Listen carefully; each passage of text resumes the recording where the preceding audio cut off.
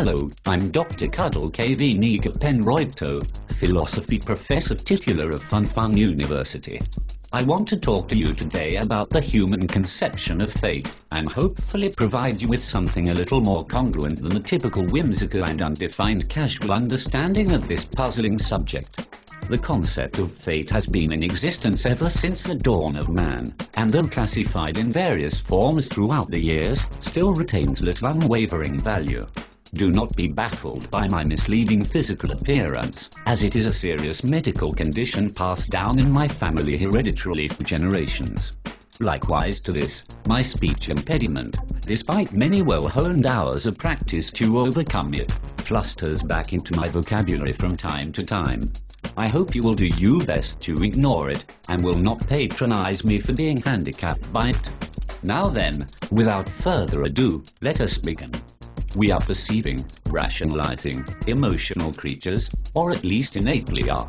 The world does not function on morals, it functions on the properties of physics and physical occurrence. Many things happen of what we deem as chance, which is the likelihood of independent events corresponding together for what appears to have no set reason or deliberance involved in order to produce a result.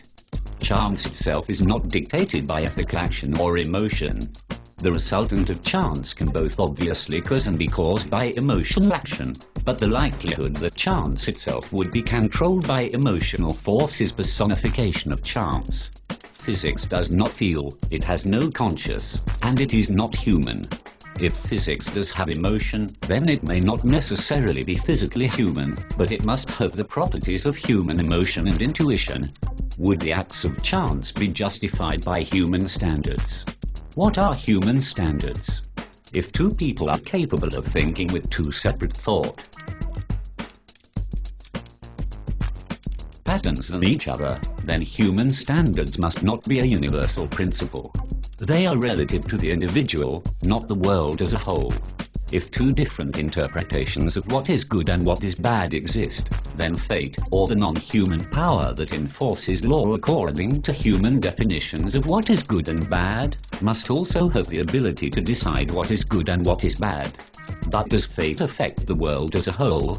If fate is capable of interacting with a single individual human being and that human being is theoretically capable of interacting with every other human being in the world, then fate must be capable of interacting with every other human being in the world. One could argue that fate only affects the individuals that believe in it, and that all other individuals are of some sort of subordinate class of human that fate does not favor. But if fate will only listen to those who choose to believe in it, one can still make the argument that fate will not listen to those who do believe in it. If an individual who does believe in fate does not get their wish, usually this reason is justified by the individual's own reasoning, and it is then made clear to them why fate did not listen. Maybe the individual feels guilty or at fault for a previous event, or another side of the situation which they wanted fate to make an impact on is revealed that makes them feel the situation is not good or ethical. But what is good and ethical? As previously noted, good and ethical have no universal value, and it is up to the individual to give them value. Some definitions of good and ethical are more common than others, but they do not necessarily have to be. If someone says that being attracted to a member of the same sex is bad, someone else may still see the exact same event as good. This is most likely a result of what they think the event is based on how they have seen it, and thus how they've defined it. For the purposes of this essay, seen is a figurative term, it does not imply physical sight. If all this previously discussed were true, then an adequate definition for fate would be defined as an external, uncontrollable force that listens to only those who choose to believe in it, and it makes its decisions based upon what the believer deems to be good or bad, better summarized as ethical. Ethical is dependent solely on the individual, as there is no universal definition of ethical because people are capable of interpreting the same event in different ways based on past experience. The most likely reason for fate not to be believed in would be its failure to satisfy the needs of an individual, or a situation occurred in which the individual believed in fate and fate did not listen.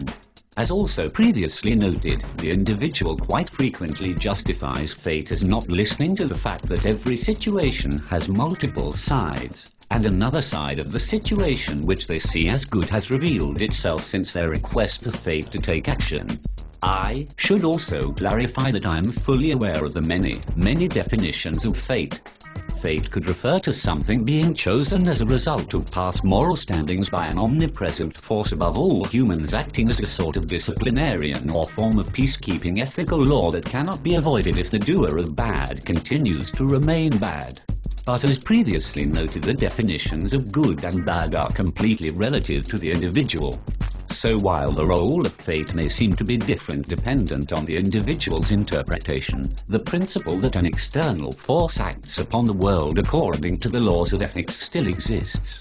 This being true according to the points presented so far, that the force is universal and acts upon all who are good or bad and affects them in ways that will reward or punish or simply affect them in a neutral way regardless of their previous doings, contradicts the previous points also said to be true according to this essay's definition of fate. If the force is good or bad and affects everyone, then it cannot exist if good and bad are interpretive. One person's definition would contradict another, and that person's definition might contradict another person's definition in addition to already contradicting the first definition. So the only way for fate to exist and still act according to what is good and what is bad is if there is a universal definition of good or bad. But where does that definition come from? What we are taught, however, might not always necessarily be what good and bad are, though, as according to the new fate's law, there is only one definition of good and one definition of bad. If there is not, it most likely cannot exist, as one definition of good or bad will always contradict another, and fate acts according to what is good and what is bad. If fate exists, then where does its definition come from? The most likely definition seems to come from what is good for the species, as it would make sense that a universal force that affects all members of a species would try to preserve and assist that species.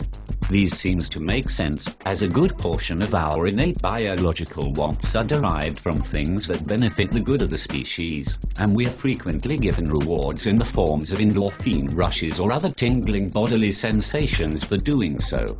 If this is true, then the good of the species must always be a higher priority than the good of an individual.